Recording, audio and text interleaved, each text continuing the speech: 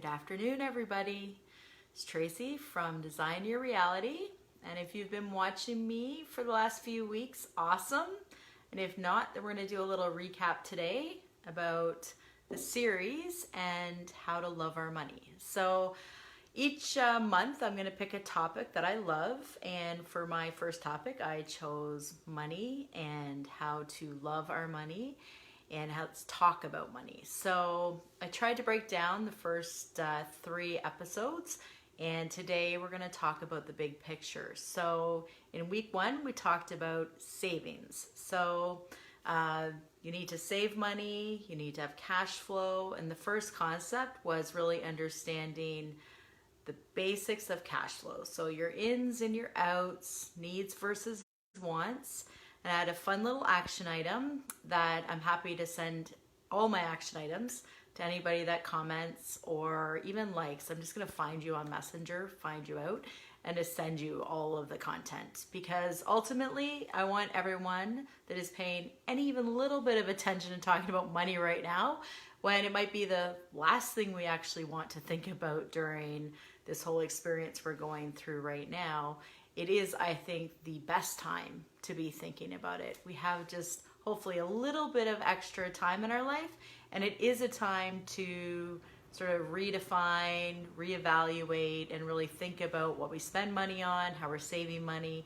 We're all really thinking about it a little bit differently. So, hi Darren, thanks for joining.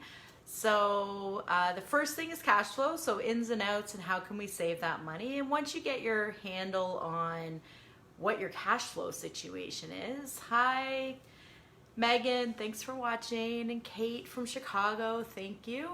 Now, Kate's a good example. She did my first action item and she was just like blown away with the difference when you actually see it on your app, what your actual ins and outs are each month. And the beautiful thing is most of our banks today give us really simple tools. So that's my first action item, to take you through how to really just without any effort, which is what most of us want our money just to magically save in our bank account so we can buy great things and enjoy our life. But Kate was like loving the action item, and it really has helped her even with her grocery shopping and making some decisions during this kind of difficult time for a lot of people and a lot of us. So that was the first topic. And then the second topic was really about saving versus investing. And if you can watch the video again, then it gives you, I think I gave some really good examples of how to understand the difference and at what point or what stage you are with your money relationship, where savings is really important, but then the concept of almost thinking of savings as investing is also really important. And that starts to get your mind around how different ways to invest can start to grow your net worth. And that was last week's topic around net worth. So you got to have a little bit of assets, you got to have a little bit of money. I mean, my person or my people that I talk to have, jobs, they make some money. It's just they're always struggling with where the heck is it going? It just flies out of the house so fast. And when you add kids in there, there's all these obligations, and it's really easy to get your cash flow just out of your control. And if you don't understand that and get to your savings investing strategies, then you never really get to the fun part, which is watching your net growth, your net worth. So the big picture and why. Hi Jeff, thanks for joining. Hopefully the beaches open up soon so we can hang out and talk about all these strategies. As you know, I love the topics. And one of the big pictures is being able to easily make a decision to rent a cottage or go on that trip, or just dream about where you want to maybe retire one day, or you don't feel always strapped to it. Oh, I can't afford it. I don't have the money. Where's the money coming from?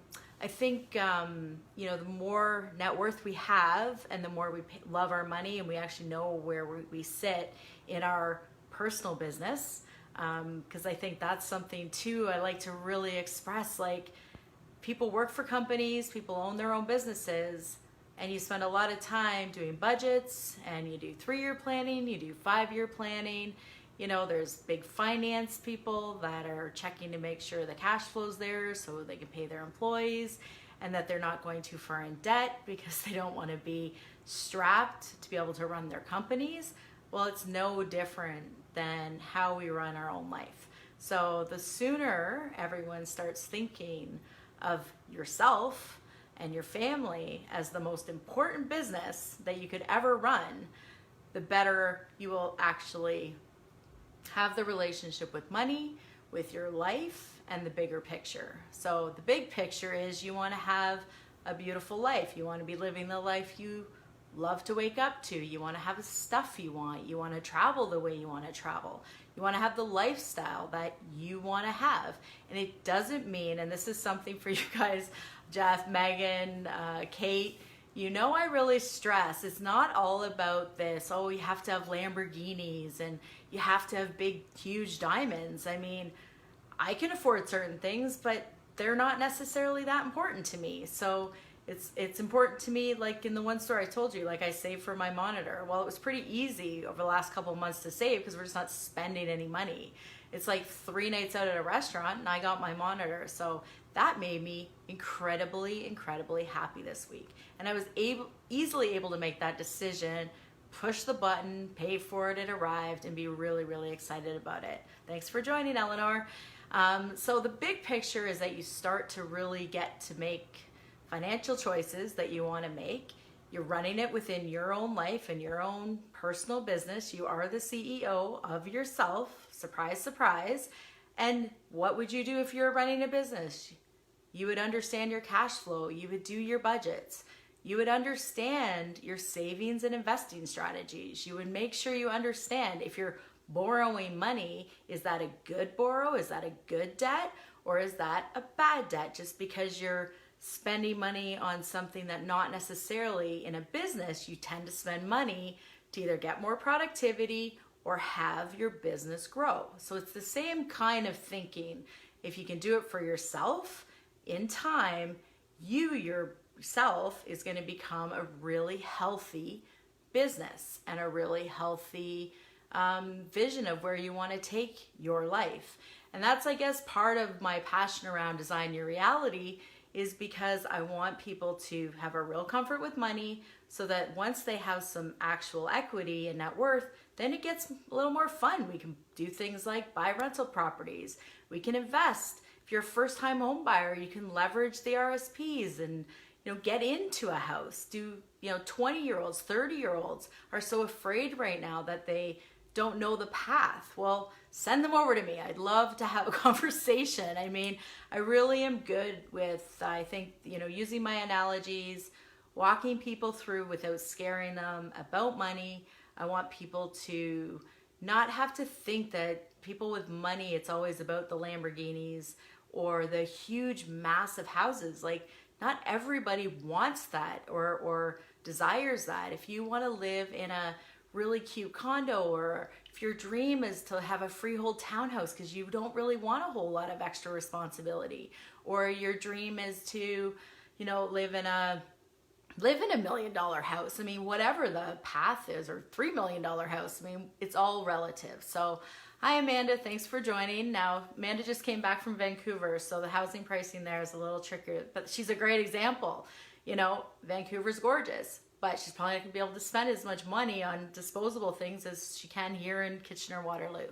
So you can live in different places, you can live in different sizes of houses, and it doesn't matter if you're someone that makes $40,000 a year or $140,000 or $400,000.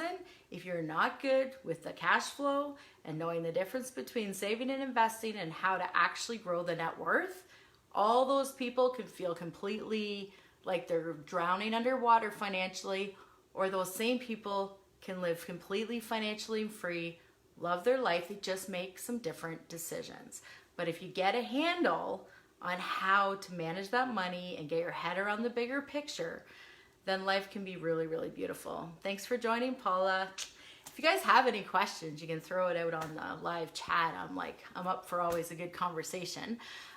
So I did announce last week, I think, that I am doing a Love Your Money workshop. So for all of you guys that are following me and commenting, this week, if you fill out my little code, I'll send you a complimentary promo code to join that workshop for free, or truly, if you know somebody that's struggling through this time and just really wants to know how to get to that budget, I really will walk everyone through step by step, not scary, realistically, at least how to get their heads around it so that they can start to have more control over their current finances.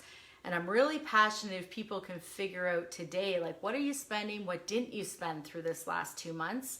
Maybe we can make a few little tweaks to have a little bit more time freedom, financial freedom, as we move on, as things start to open up and we are faced with those choices to spend money. Like, money can flow through our fingers awfully quickly. So this has forced us to stay home, spend less money because there hasn't been the opportunity to spend on external things.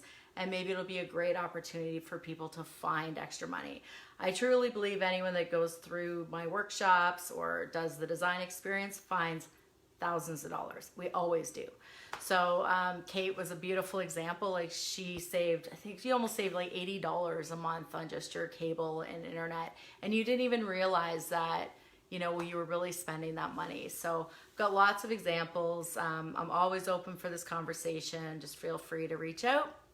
And thanks, Sherry, for joining. That's awesome.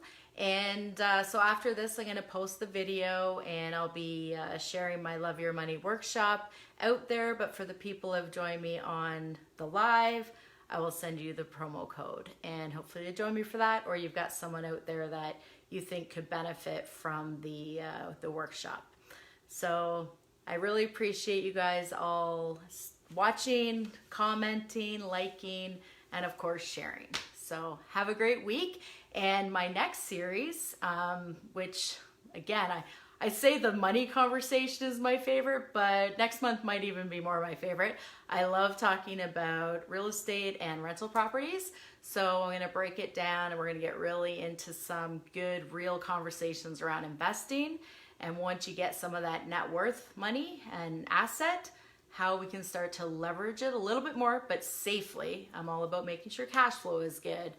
And then we'll have some fun conversations around investing and real estate. So hopefully you'll join me again next Wednesday, and that will be the conversation for the next 4 weeks. Have a great afternoon, and we will talk to you soon. Thanks, everyone.